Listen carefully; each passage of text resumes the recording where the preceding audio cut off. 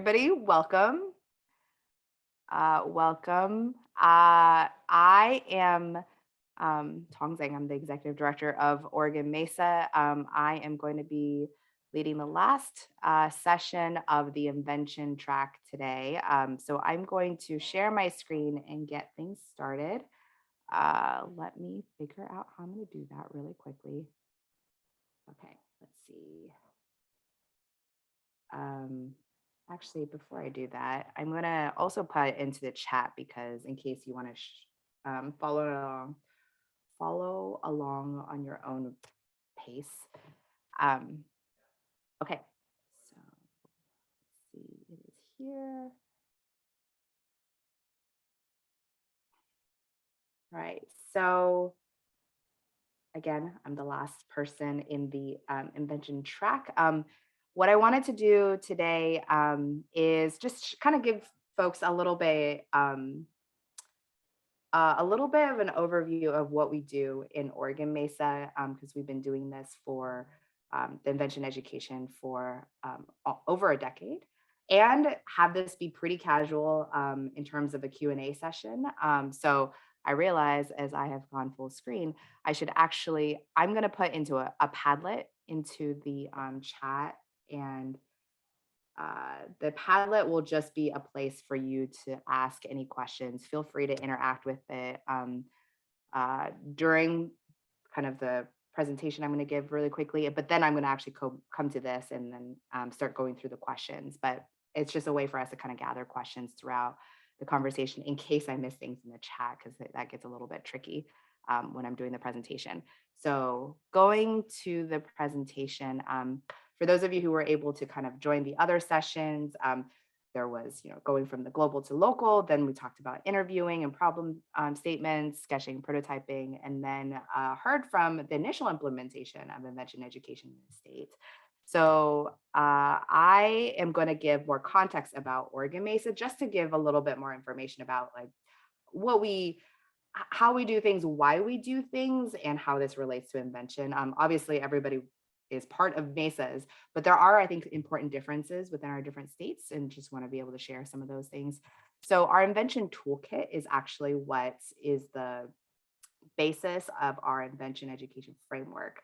The graphic here, some of you who have been doing this over the last couple of years might have seen an earlier version of the Invention Toolkit. This one has our newer, like the logo and everything that's a little bit updated, and it also adds the additional two aspects of it being observing and reflecting, kind of really making sure that we also bring in the aspects about observing your biases and be able to reflect on your own identities. So that's why it becomes Inventor. So we've been doing invention education actually for over a decade, but we've specifically developed the Invention Toolkit. Oregon did in 2016-17 timeframe. We did that from a lot of the funding from the Lemelson Foundation. And we've been really kind of partnering with other people who do invention throughout the country and kind of being able to formalize this. I want to really be clear about this, that we think of the Invention Toolkit as a framework. It is not itself, it's not a curriculum. There are lesson plans within it. It is a framework that we use to teach STEM, engineering, problem solving, teamwork, so on and so forth.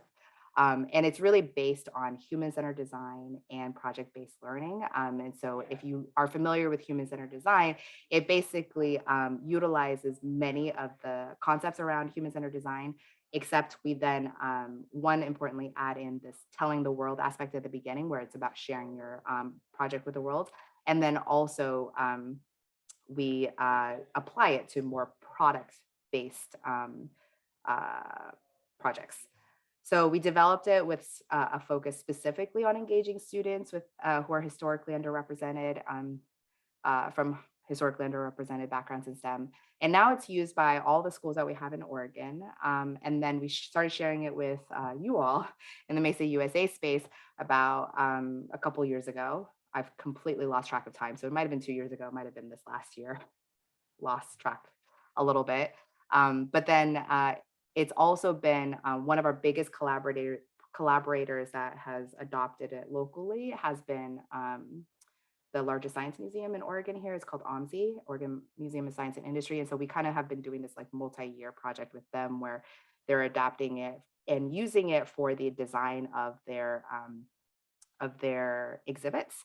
And then we've been providing them training to be able to do human-centered design and the human-centered design process in exhibitor development, as well as actually um, creating activities where students are then doing invention. So it's kind of like we've been talking about it as sort of like invention inception, because it's like multiple levels of invention that we're doing together. So we sometimes do get a little bit confused about which step we're on. Like we're talking about like kind of inventing our practices or inventing an exhibit or actually having a project that the students are doing. So that's a little bit of background about invention education that we've been doing. I think it's really important to talk about why we do invention. This is something I want to share with you all. I think really as an overall theme to our what we've been doing with this convening as well, is this is something that Oregon Mesa has adopted in the last year, that we're really not just like the work that we do is about advancing equity, that we are ourselves rooted in equitable practices and about being able to really remove barriers, increase access, and deconstruct systems of oppression. And we can't think of that as being separate from the curricular work that we do and the programmatic work that we do.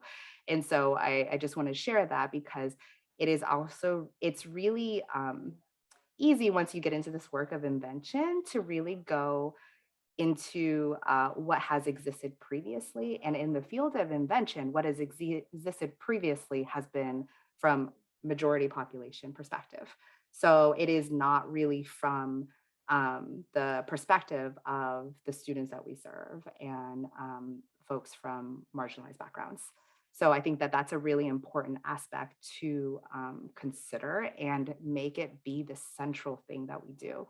So the way that we do it in Oregon is we try to live out this commitment, our commitment of equity, through recognizing and elevating the contributions of BIPOC communities in STEM, nurturing instead of restricting pathways in STEM. That is something that's really important, I think, in the invention aspect of things, in terms of what kinds of things we're elevating versus what things we are saying are not good inventions. Highlighting and educating others on how science and technology have been weaponized against communities of color, and then creating supportive environments that really celebrate and center historically underrepresented folks in STEM, especially those who are Black, Indigenous, people of color, and women. How that intersects with invention is that invention education centers student voice and student choice. And part of what we've been trying to do, at least with the sort of framework and content that we have, is really promote liberatory mindsets and self-determination so that students have so much choice in what they decide on pursuing in the projects. But like I said before, it's really important to recognize that the fields of invention and entrepreneurship are really rooted in a lot of white supremacy culture. And if we go into it just like, oh, we're just going to do invention and entrepreneurship the way that it's always been done in this country, I don't think we're going to have a lot of differences in our results. And we've seen that in our process, that when we've adopted invention in the work that we do. And so what we've tried to do is to make sure that equity and inclusion are not sort of like an afterthought, but are the number one priority, the top priority we have when we're doing different things with invention. So things like that include relevant challenge themes, obviously, for students. So an example would be like, I think space is super cool. I'm imagining some of you think space is super cool as well. I'm not sure how if space is like super cool for all of our students. I don't know how relevant that is in terms of challenges. I don't know how. So like another common one I think I see is about water, and water is really, really important in a lot of Indigenous cultures. But water is not necessarily something that is like something super relevant for certain communities where they may not have access to fresh water at all. And so it's just about kind of making sure that we have challenge themes that are really relevant to students. And then also client categories. So we in Oregon choose a client theme every single year. And A client theme helps to kind of get students started so that it's not just like invent anything, because then students get stuck in the invent anything stage. We choose a client category that is accessible for all students in our state. So again, Oregon is really known for lots of great things, but like I know one year considered a challenge around bike safety because Portland's a very bike friendly place. But if you live in rural Oregon, you're not biking places. Like that's not a very accessible client category for students throughout our states. So that's another example of something to make sure it's accessible and relevant to students. We have also made this decision this last year to actually have all of our competitions, specifically around the Invention project, opt out instead of opt in. Basically, everybody's on the invention track unless they say like, I don't want to do this. So you don't have to be competing, but we want actually competitions instead of having that barrier be about like, oh, do I feel ready to compete? We want all students to feel like they're ready to compete. So, but they may let us know, hey, you know what, I'm actually not ready to compete right now. So I'm going to showcase instead. So we've made actually all of our competitions to be opt out instead of opt in. We've been doing more and more, and we can do a lot more about this. Anti-bias training for judging. We've had, for instance, judges in the past say like, oh, well, I'm sure you all have seen this. Like, well, that student's English wasn't that great. That should not be a basis for, whether or not someone's project is good or not. And so we've been trying to get our training to be better for judges, and also allowing our students to be able to present in their native language if they prefer, and being able to match judges with that. These equitable accommodations and accessible accommodations are not easy. They take a lot of time and they take a lot of staff and effort. So I just want to recognize that aspect. And I think another thing that we try to do for the like making equity and inclusion really important in the work that we do is making sure that invention isn't just within the context of Mesa, that they actually have programs that they go into. And so we're really privileged in Oregon because the Lemelson Foundation happens to be based in Oregon. They've also funded a few other invention programs in our state. One of them is called Invention Bootcamp. That is a kind of college bridge program that's based at Portland State. And so Invention Bootcamp is a intensive summer experience that students come onto campus and do like basically anything that's, well, not anything, a pared down version of our ME Mechanical Engineering 100, I forget if it's like 110 or 102 class. And so the students are doing that every day for a couple weeks, and that is specifically for underrepresented students in STEM. And that's been a really fantastic program that we've had our students in Mesa be able to access. And it's been a really great way for them to see like, okay, this is what we do in Oregon Mesa. Then also like, how is this related to what people do in let's say, engineering school? So that's Invention Bootcamp. And then Invent Oregon is actually a separate competition. We think of them as our big siblings in the state. They are a state level collegiate competition in invention. And so that one is done by universities across the state, and they will have a team at their state that at each school that then wins their local school competition that will then go on to the statewide competition event Oregon. So it really is like Mesa, but it's university level, and they are competing in invention. And so that experience is something that we then bring our students to. And again, they can see like, okay, if I just do invention, there are next steps for this. It's not just like I do invention and then I become an inventor like 30 years later. Like there are some more achievable steps in the future, in the near term. Okay, so I'm going to pause actually really quickly for some questions before I go into a little bit deeper into our curriculum. I saw one question from Rudy that was about, is it for incoming first-year students in college or younger at high school? Invention Bootcamp is specifically for high school students. So that program is actually for juniors and seniors in high school. Are there other questions that people have at this point before I keep going? I know I've already talked. Tom, you mentioned two options that students can have in Oregon Yeah. Mess, if I'm not mistaken. I think, was it the distinction competing and showcasing, or am I Yes. off? Yes, that's correct. Okay, thank you. Yeah. Yeah. And that was something that, so a showcase, so we've had some pretty philosophical discussions about this. Like, what does it really mean between competing and showcasing? And it's just a word for the kids. Really, we think of competing as you get more structured feedback. Showcase, we just students can basically still bring their projects to our regional competition, which is a demo day. And they just showcase what they have, and people will come by and give more like unstructured feedback. But if they're competing, then they will be getting more like according to a rubric. But we still want students, we want to promote students to be able to, not be as afraid in sharing their ideas and being okay with the idea that their projects don't have to be fully formed, because honestly that's not the way it works, and that may be the way that like Mesa works, and that may be the way that it works in like college, but in the real world that's not the way it works. People pitch ideas all the time, people pitch like inventions all the time, and it's never like, oh, I have this fully formed invention and now it's like the only time that I will release it to the world. So that's yeah, so that's something that we've done more recently, is doing showcase or competitions. Really for us, it's just a matter of like whether or not we give them structured feedback. Uh, okay, I'm gonna keep going then, and I'm going to put into the chat again the Padlet. So if you don't feel comfortable chiming in now, you can put in questions in the pad. Oh, that was just to Rudy. Put in questions in the Padlet. So this is what I think some people might be familiar with.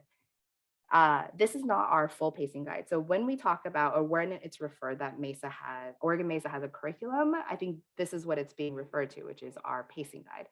Our pacing guide, I want to be clear with people who are actually teachers, it's not exactly a curriculum. It is a pacing guide. It's meant to be where it's like, okay, this is the structure of our year, and this is how we suggest you go through these activities. There's a lot more choice than I would say in a standard curriculum, but this is an excerpt from the pacing guide.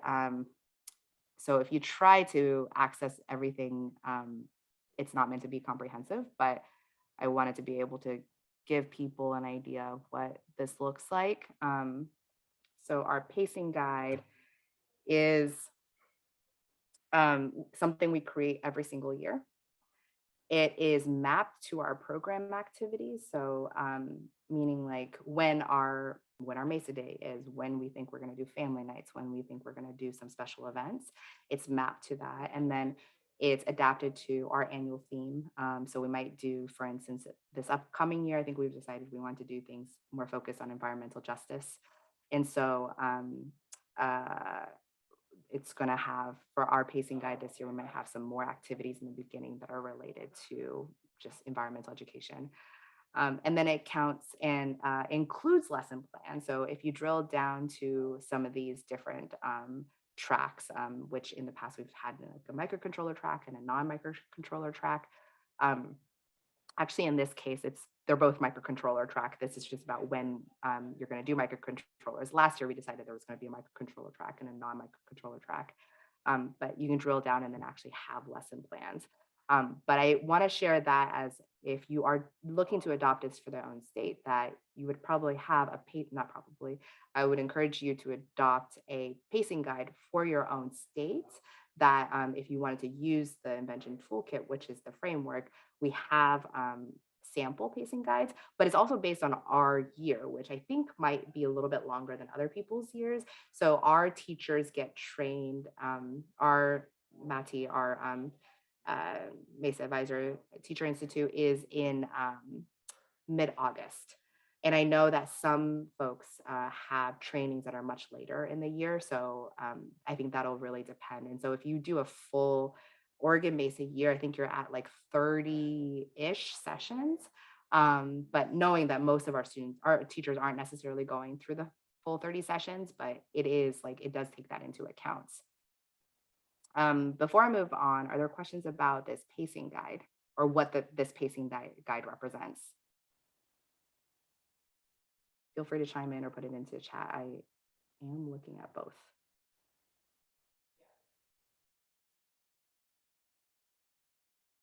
Okay. I'm going to keep going then. So I think we're going to get to this point of questions that people have. So I haven't looked at the Padlet. I don't know if anybody has, nobody's put any questions yet. So unless I need to refresh. Okay. Can people access the Padlet? How about I give people a few minutes? I'm going to say like 4 or 5 minutes. If you are going to implement invention education in your state, what questions do you have? So I'm going to actually not talk for, I will say 4 minutes and let people just add in their questions here, and feel free to like comment or like other people's comments as well. Are you able to access this, or are we good? Are you able to access the Padlet? Yes. Okay, I great. can. So I'm going to stop sharing and let people maybe add some questions in here.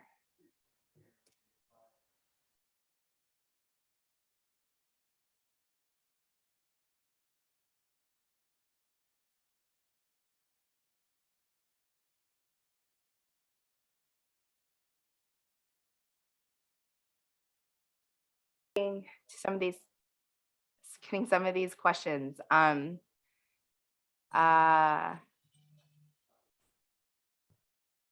I'm just going to start reading to them. I might just go in order that I see. So I'll tackle an easy one first. I think easy one for me.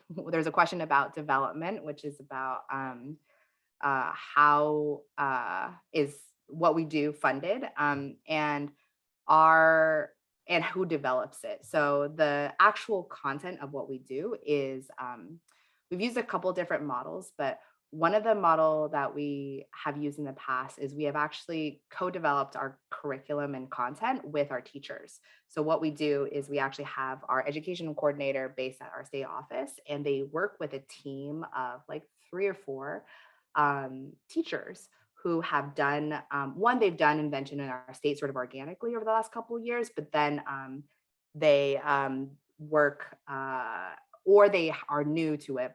They're new to it, but they've done it in their own classroom a little bit. We have the sort of invention knowledge, and then they have the classroom knowledge, and we co-develop the curriculum together.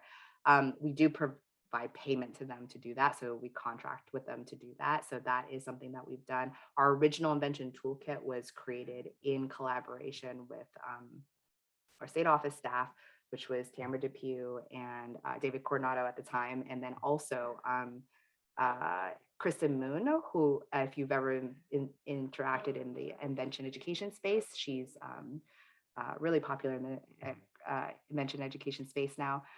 So they were the ones who helped develop the first invention toolkit that we have. And the funder for it is the Lemelson Foundation.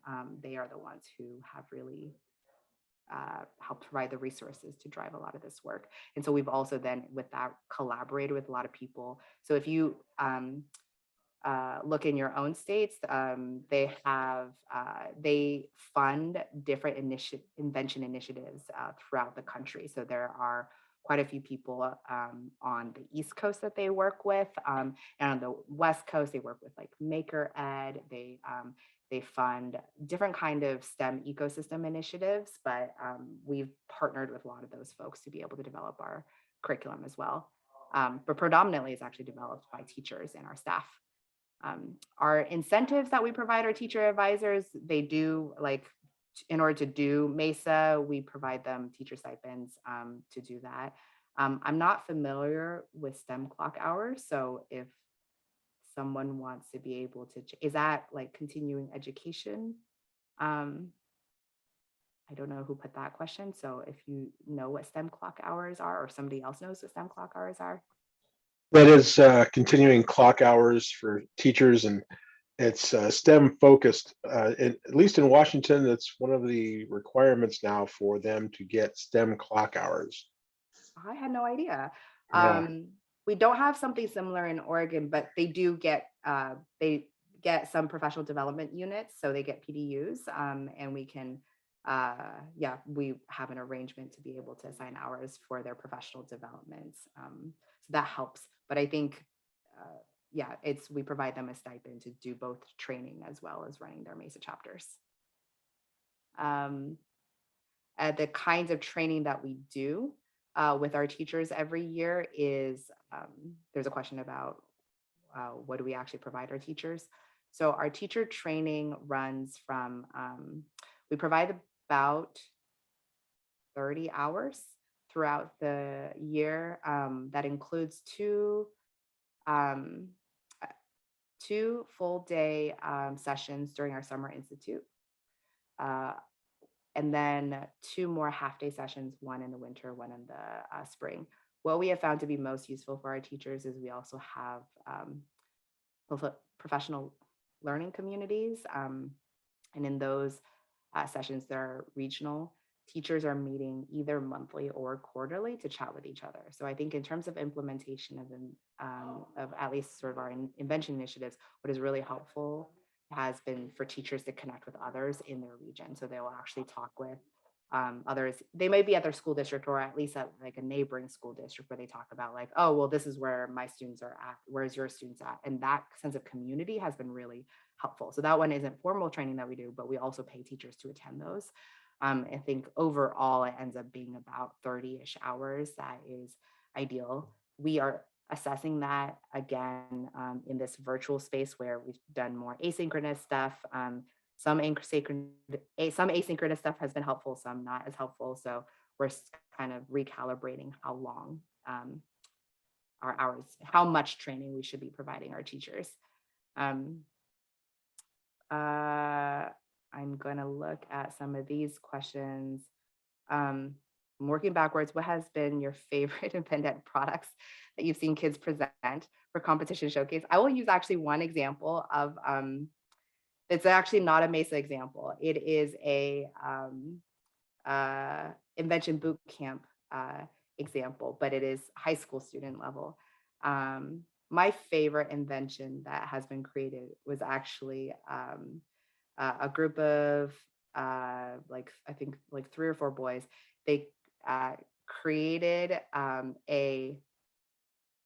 don't remember what it was exactly called. It was called a tamale mater or something, basically a way to fold tamales, because they said that they saw their grandmas folding, like spending hours upon hours folding tamales, and they're like, well, that could be made more efficient. And so they wanted to create a tamale mater or tamale maker. I don't remember exactly what the term of it was, but in order to fold tamale. And it was like a fully operational folder. I didn't use it. I don't have the skill of making tamales, so I don't know how effective it is, but that was by far my favorite invention that I have seen, because I think it is contextual, it's based on student experiences. And it was also, as someone who doesn't make tamales, didn't realize that was as big of a problem. But I also know that so many people make so many tamales. So I can imagine if you're older and you're having to fold all the time, like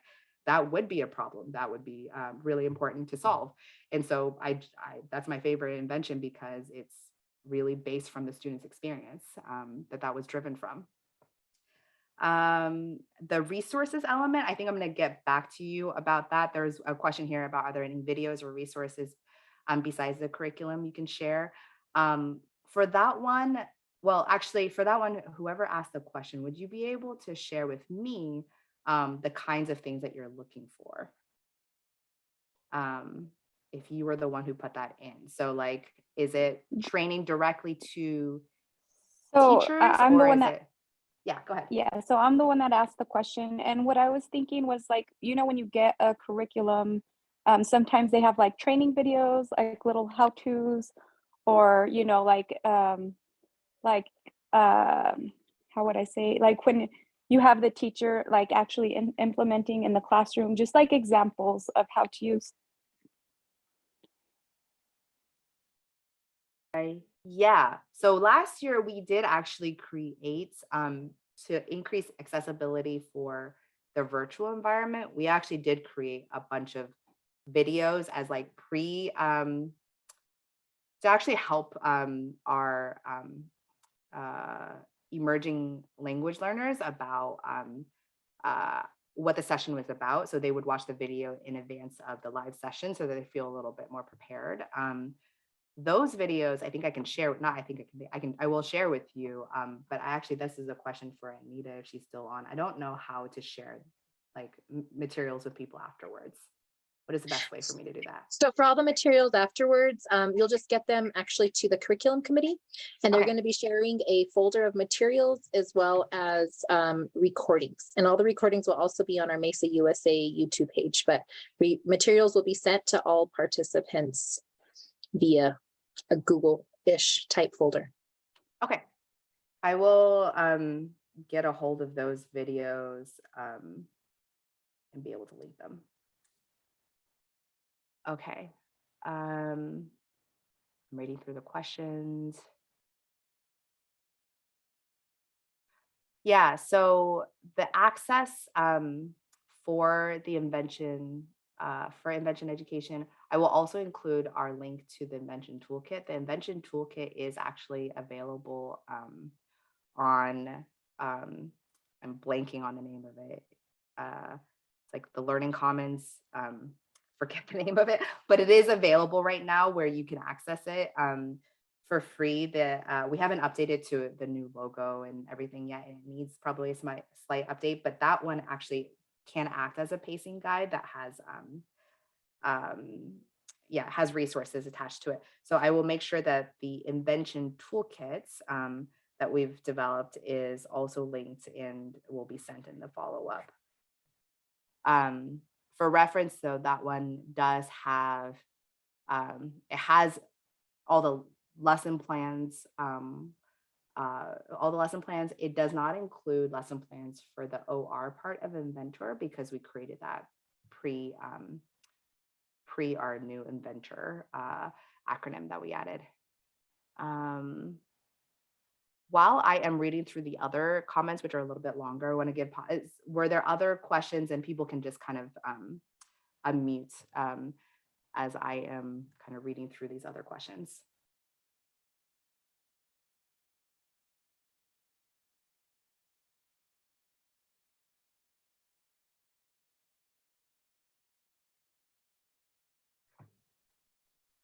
Any other questions that people have? I saw a comment on here, I think I had a chance to read it, about clients being students' families. I think that's a really great option. That's what we did actually for our Invention client theme back in 2020 through 21. Yeah, so at the beginning of the pandemic, the first like school year of the pandemic, we chose La Familia as our theme because we're like, well, how are students going to be able to interview anybody because everybody's stuck at home? So who do they have? And we're like, well, they have access to their family members. And so that one, yeah, I think was a pretty great project. And those were really interesting because the projects were probably the most diverse we've ever had because it were like everybody's living in different family situations.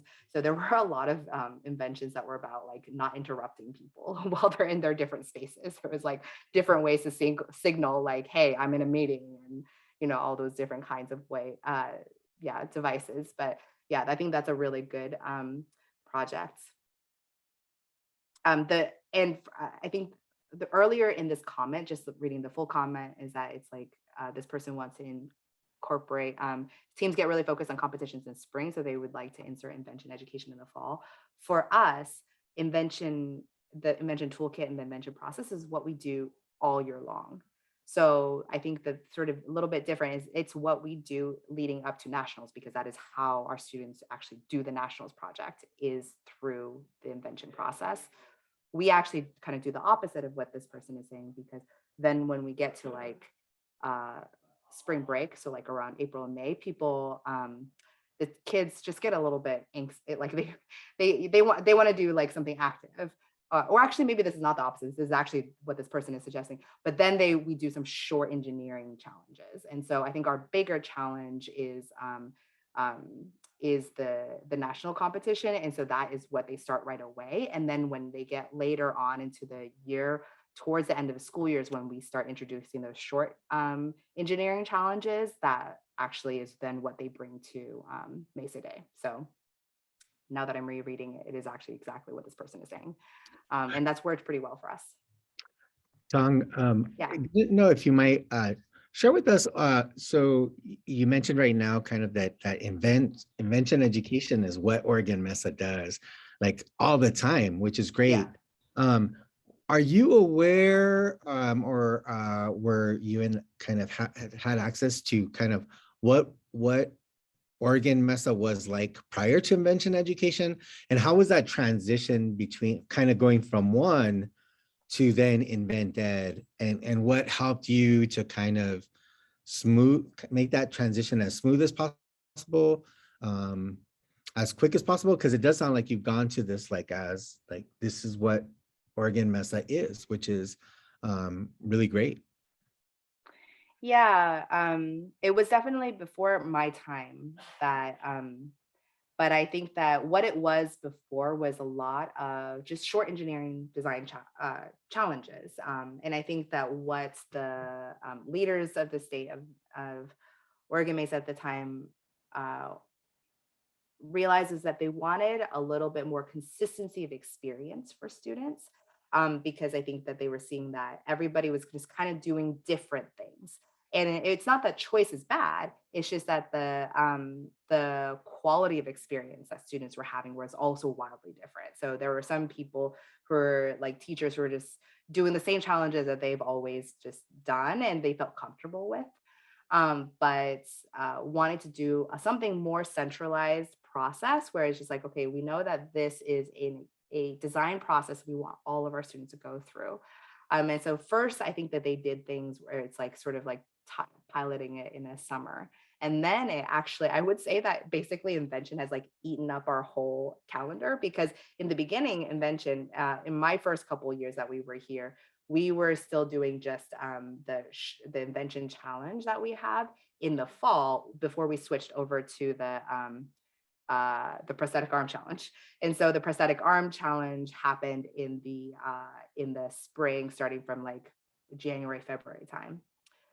So there was this little bit of a transition at that time where it's just like they did the invention, but that's actually why we created Demo Day, was because we felt like, okay, and this might be something for people to consider, is that if you don't have a way for students to wrap up that project, it does feel very unfulfilling. It's just like you went through this like process of design and like interviewing. It's pretty hard work, honestly.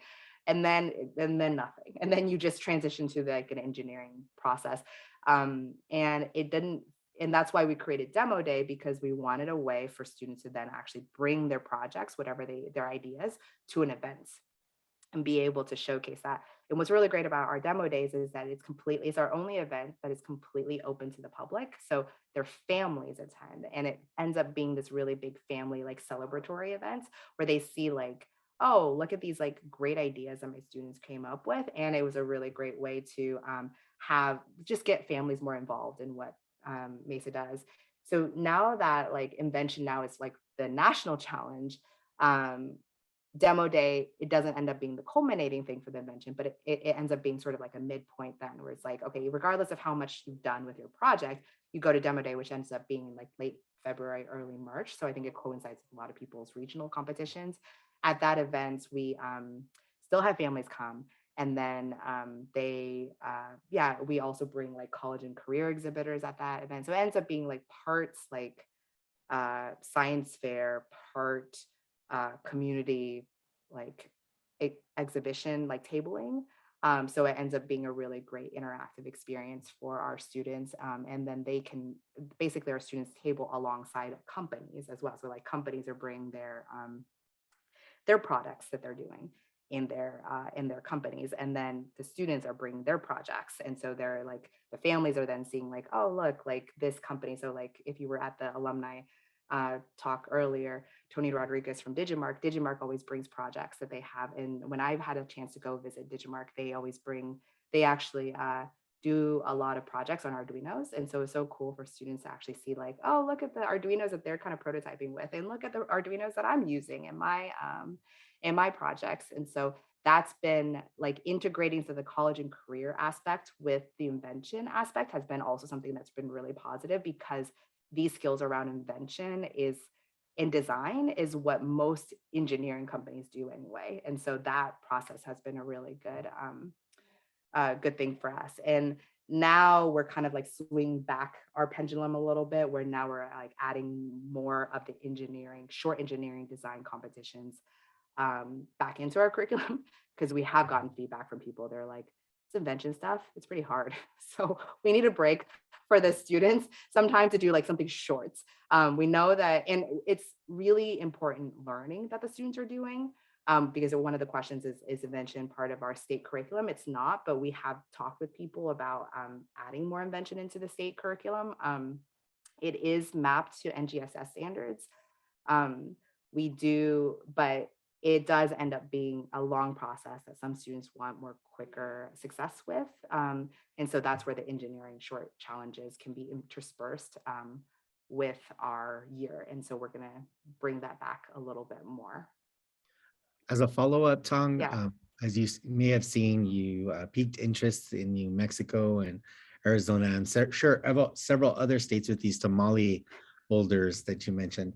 But a serious question is, when you have your demo day, is there anything that you do to ensure that kind of ideas that students may be bringing to the table?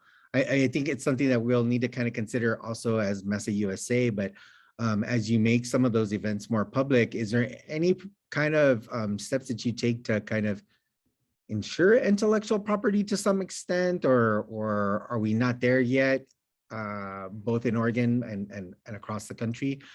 Any thoughts that you would share on that? Yeah, that's a really great question. Two parts. We have thought about it.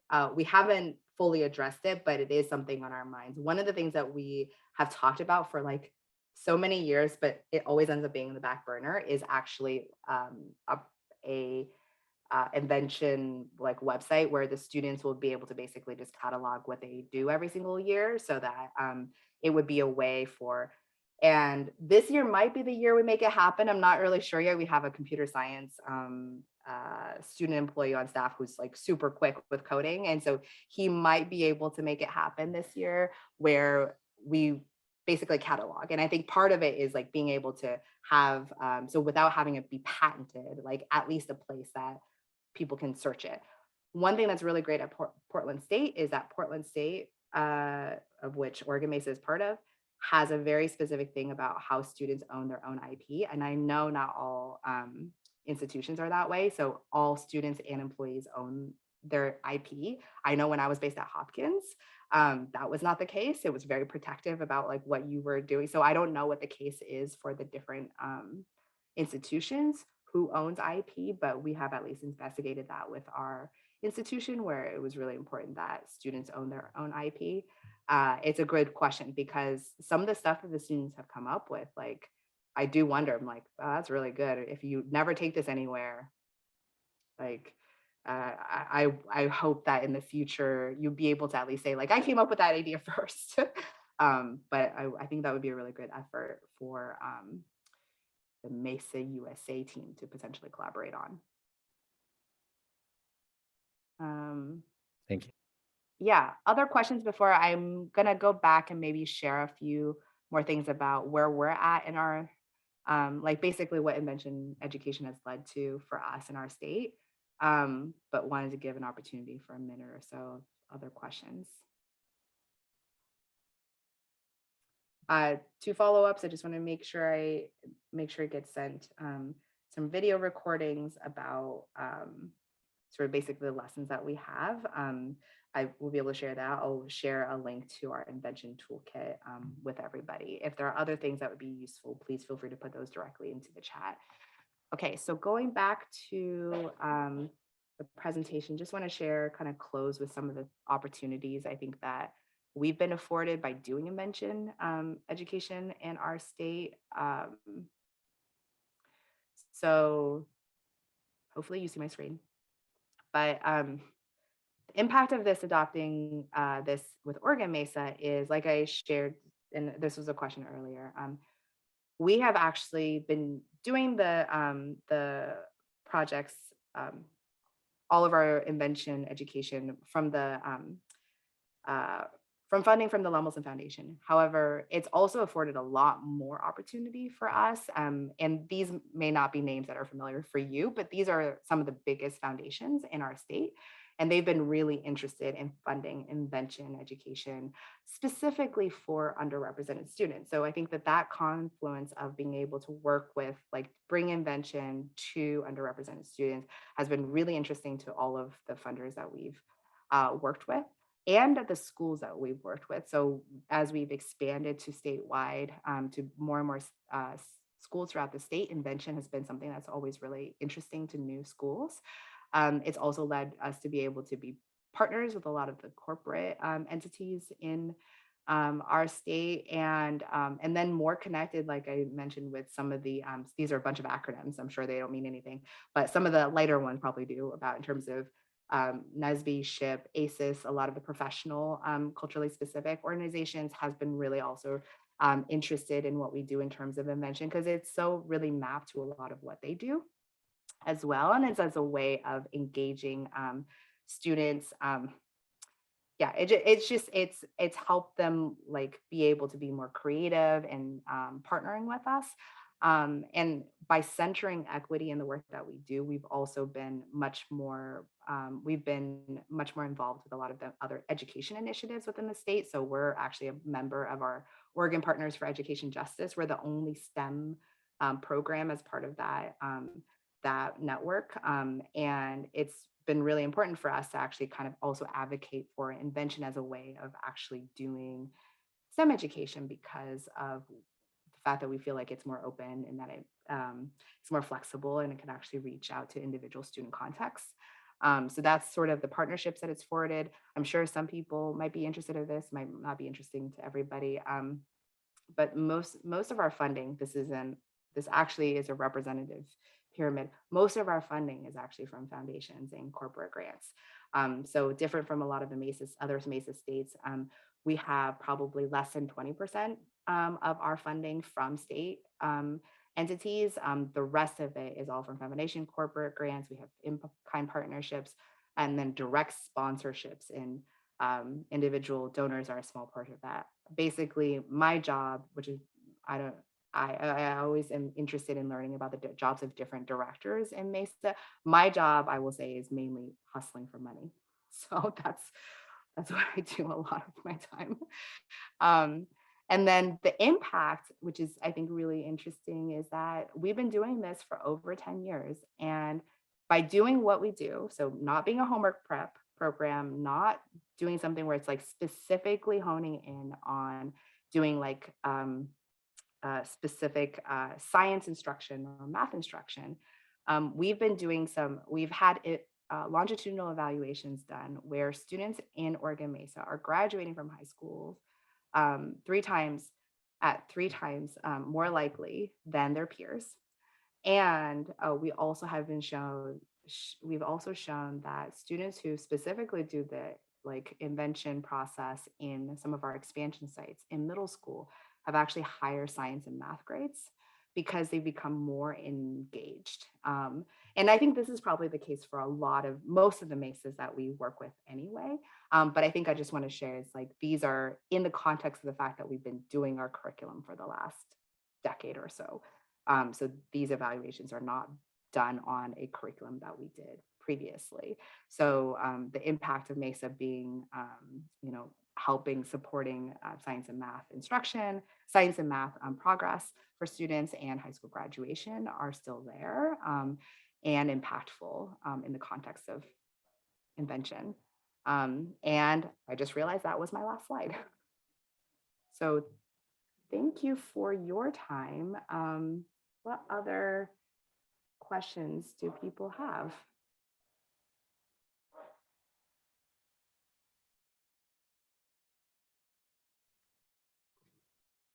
Any other resources you all think it would be worthwhile for me to share?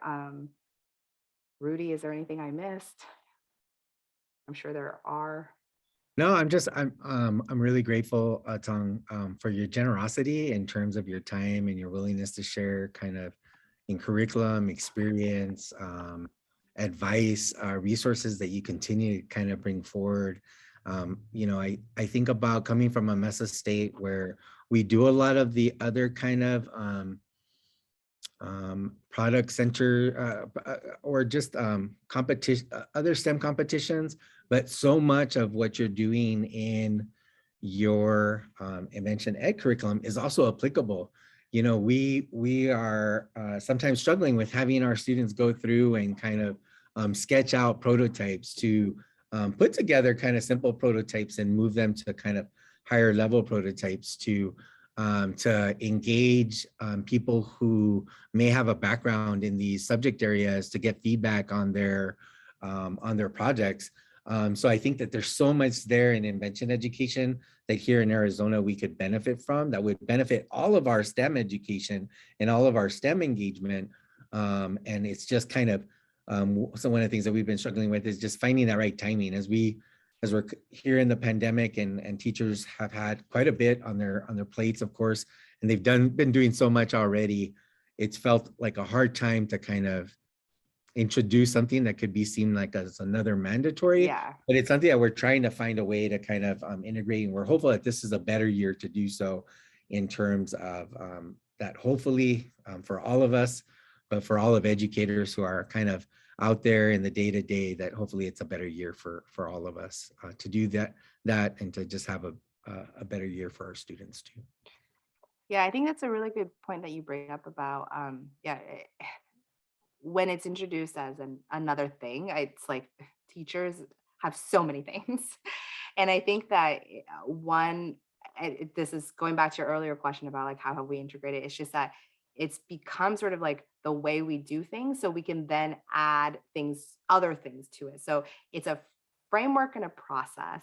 I think when we call it a curriculum, we've gotten in trouble with everybody, where it's either overpromise or it feels like overly dictating what people do. And it really is a framework. And then I think that when we actually have our students kind of go through the overall process, and our teachers go through the overall process a couple of times, then we realize like, oh, okay, this could be applied to, like, this year. I'm really excited for what we're thinking about doing for environmental justice. Like, the environmental justice aspect of things that we want to do is like being able to layer in like a lot of the inequities that exist within the different communities in Oregon in terms of like differential environmental impacts. So that's something in the past where we'd be like, okay, this is just like a module that we do, and then we'll go back to doing other things. But really what we're going to do is actually introduce that as like sort of the context for the clients that students will be talking with. And I think thinking about how this frameworks really maps on to the kinds of either different kinds of learning that you want your students to do has been a easier way to tackle it than as opposed to trying to like cram it into other parts. I think I'm at time, so I am going to stop and say thank you all. And yeah, I'm going to follow up with those resources.